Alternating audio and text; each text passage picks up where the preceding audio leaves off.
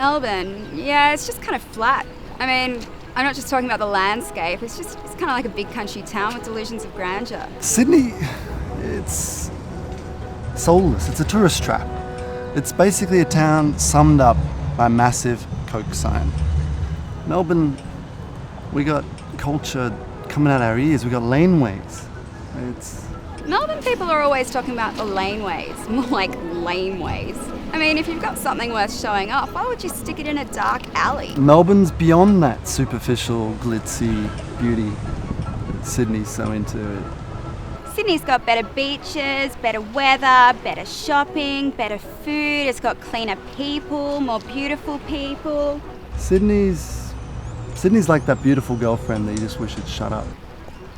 Better nightlife, bigger airport. Talking about the arts, Melbourne's just got so much more depth to it. More European. I've never understood why Melbourne people think their city's so European. I mean, what, is it just because that spire thingy on the Arts Centre looks like a really shit version of the Eiffel Tower?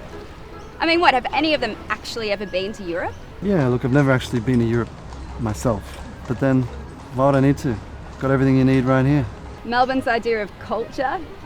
Spending 2 hours on some smelly tram to get to someone's attic in some povo suburb to watch like naked university students throwing fluids at each other. Case in point, the other day a few mates and I hop in a tram for this multimedia performance, right, out in Northcote.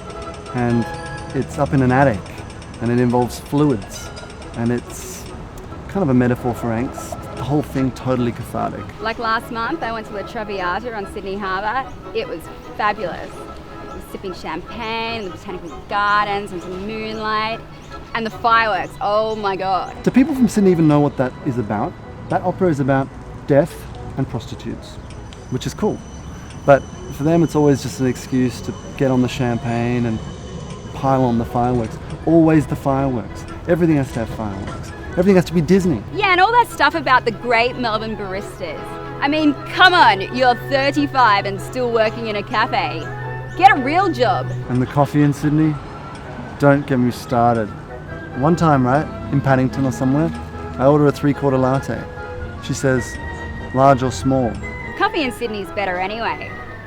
Oh, this is decaf. I don't drink caffeine. It's a toxin. Melbourne is dreamy. Melbourne's an artiste, right? It's got culture right down to the marrow of its core soul ontology. Yeah, I've hung out in Melbourne. It's hard to describe. They just kind of sound like wankers. You want a metaphor for Sydney? Sydney's like Narcissus, staring down into the harbour, falling in love with its own reflection. Do I have coffee on my teeth? The whole city of Sydney is basically one big magnet for cashed up nouveau riche bogans. Bang, there it is, I said it.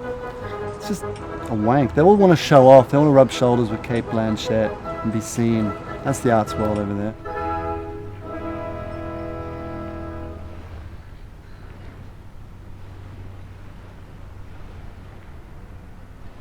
People get raped in laneways.